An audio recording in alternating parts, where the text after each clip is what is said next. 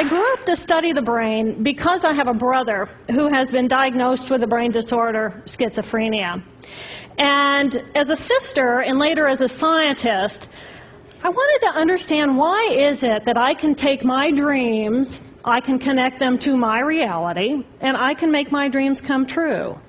What is it about my brother's brain and his schizophrenia that he cannot connect his dreams to a common and shared reality, so they instead become delusion? So I dedicated my career to research into the severe mental illnesses, and I moved from my home state of Indiana to Boston, where I was working in the lab of Dr. Francine Bennis in the Harvard Department of Psychiatry. And in the lab, we were asking the question, what are the biological differences between the brains of individuals who would be diagnosed as normal control as compared with the brains of individuals diagnosed with schizophrenia, schizoaffective, or bipolar disorder? So we were essentially mapping the microcircuitry of the brain, which cells are communicating with which cells, with which chemicals, and then in what quantities of those chemicals. So there was a lot of meaning in my life because I was performing this type of research during the day. But then in the evenings and on the weekends, I traveled as an advocate for NAMI, the National Alliance on Mental Illness. But on the morning of December 10, 1996, I woke up to discover that I had a brain disorder of my own. A blood vessel exploded in the left half of my brain. And in the course of 4 hours, I watched my brain completely deteriorate in its ability to process all information. On the morning of the hemorrhage, I could not walk, talk, read, write, or recall any of my life. I essentially became an infant in a woman's body. If you've ever seen a human brain, it's obvious that the two hemispheres are completely separate from one another. And I have brought for you a real human brain.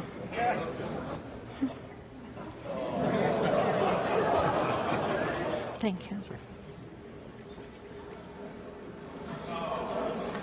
So this is a real human brain. This is the front of the brain, the back of the brain with the spinal cord hanging down. And this is how it would be positioned inside of my head. And when you look at the brain, it's obvious that the two cerebral cortices are completely separate from one another. For those of you who understand computers, our right hemisphere functions like a parallel processor, while our left hemisphere functions like a serial processor. The two hemispheres do communicate with one another through the corpus callosum, which is made up of some 300 million axonal fibers. But other than that, the two hemispheres are completely separate.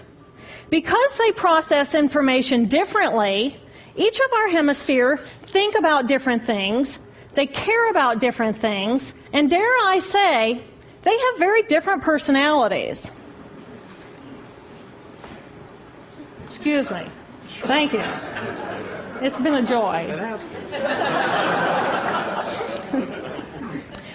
Our right human hemisphere is all about this present moment. It's all about right here, right now. Our right hemisphere, it thinks in pictures, and it learns kinesthetically through the movement of our bodies. Information in the form of energy streams in simultaneously through all of our sensory systems, and then it explodes into this enormous collage of what this present moment looks like, what this present moment smells like and tastes like, what it feels like, and what it sounds like. I am an energy being connected to the energy all around me through the consciousness of my right hemisphere. We are energy beings connected to one another through the consciousness of our right hemispheres as one human family. And right here, right now, we are brothers and sisters on this planet, here to make the world a better place. And in this moment, we are perfect, we are whole, and we are beautiful. My left hemisphere, our left hemisphere, is a very different place. Our left hemisphere thinks linearly and methodically. Our left hemisphere is all about the past, and it's all about the future. Our left hemisphere is designed to take that enormous collage of the present moment and start picking out details, and more details about those details. It then categorizes and organizes all that information, associates it with everything in the past we've ever learned, and projects into the future all of our possibilities. And our left hemisphere thinks in language. It's that ongoing brain chatter that connects me and my internal world to my external world. It's that little voice that says to me, hey, you got to remember to pick up bananas on your way home. I need them in the morning. It's that calculating intelligence that reminds me when I have to do my laundry. But perhaps most important, it's that little voice that says to me, I am. I am.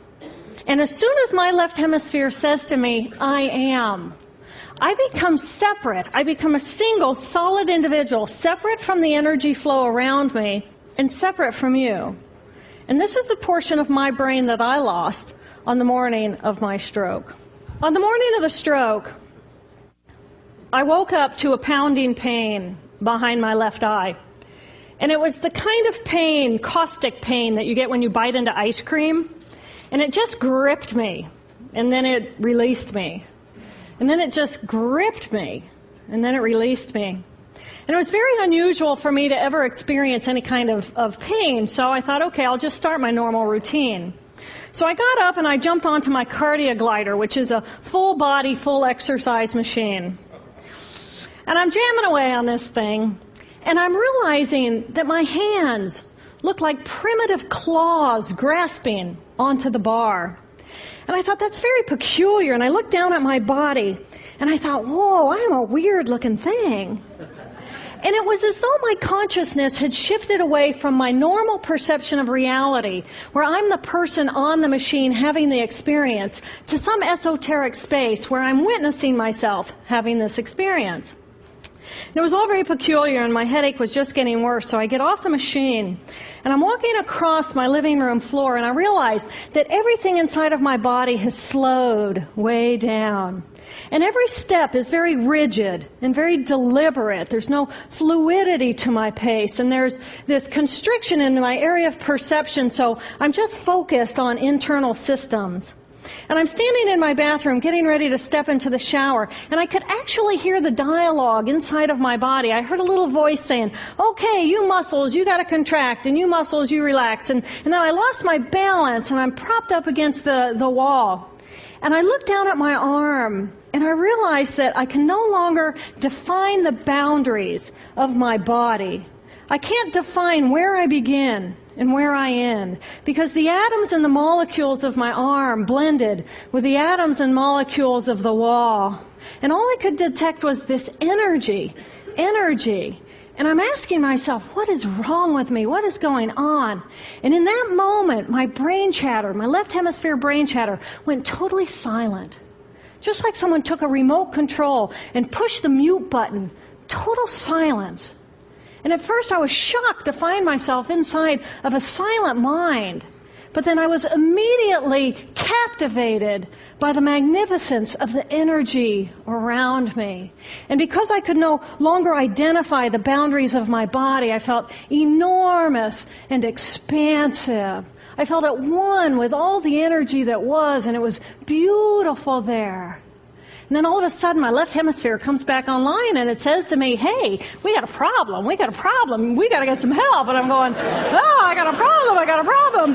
So it's like, okay, I got a problem. But then I immediately drifted right back out into the consciousness, and I affectionately refer to this space as La La Land.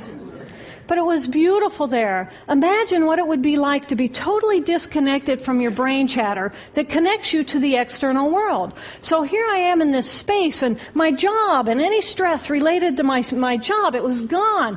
And I felt lighter in my body. And imagine all of the relationships in the external world and any stressors related to any of those, they were gone. And I felt this sense of peacefulness. And imagine what it would feel like to lose 37 years of emotional baggage. Oh, I I felt euphoria. Euphoria. It was beautiful there. And then again, my left hemisphere comes online and it says, hey, you've got to pay attention. We've got to get help. And I'm thinking, I got to get help. I got to focus. So I get out of the shower and I'm mechanically dressed and I'm walking around my apartment and I'm thinking, I got to get to work. I got to get to work. Can I drive? Can I drive? And in that moment, my right arm went totally paralyzed by my side.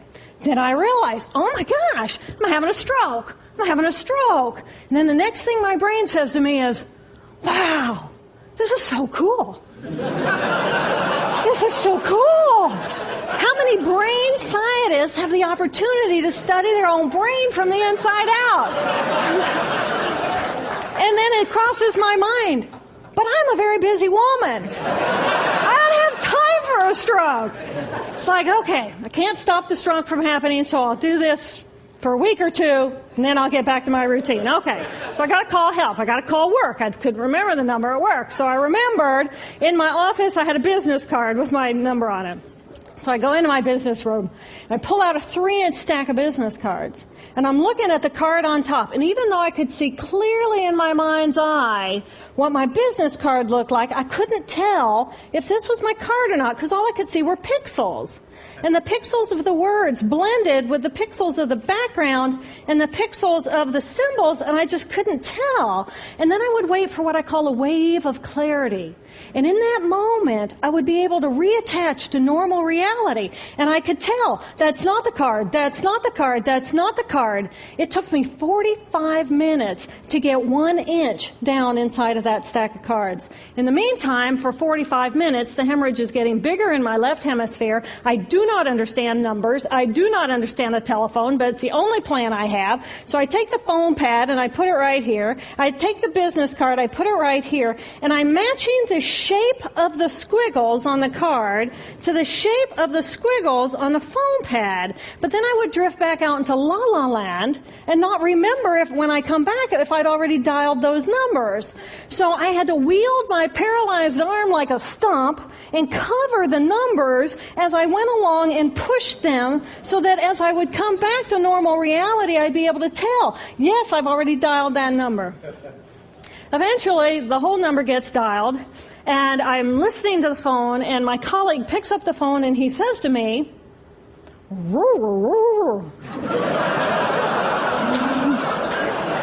I think to myself, oh my gosh, he sounds like a golden retriever.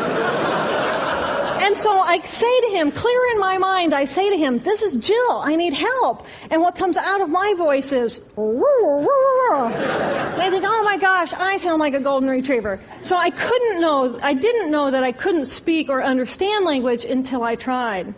So he recognizes that I need help, and he gets me help. And a little while later, I'm riding in an ambulance from one hospital across Boston to Mass General Hospital. And I curl up into a little fetal ball. And just like a balloon, with the last bit of air just right out of the balloon, I just felt my energy lift and I felt my spirit surrender. And in that moment, I knew that I was no longer the choreographer of my life. And either the doctors rescue my body and give me a second chance at life, or this was perhaps my moment of transition. When I woke later that afternoon, I was shocked to discover that I was still alive. When I felt my spirit surrender, I said goodbye to my life, and my mind was now suspended between two very opposite planes of reality. Stimulation coming in through my sensory systems felt like pure pain. Light burned my brain like wildfire, and sounds were so loud and chaotic that I could not pick a voice out from the background noise, and I just wanted to escape. Because I could not identify the position of my body in space, I felt enormous and expansive, like a genie just liberated from her bottle. And my spirit soared free like a great whale gliding through a sea of silent euphoria. Nirvana. I found Nirvana.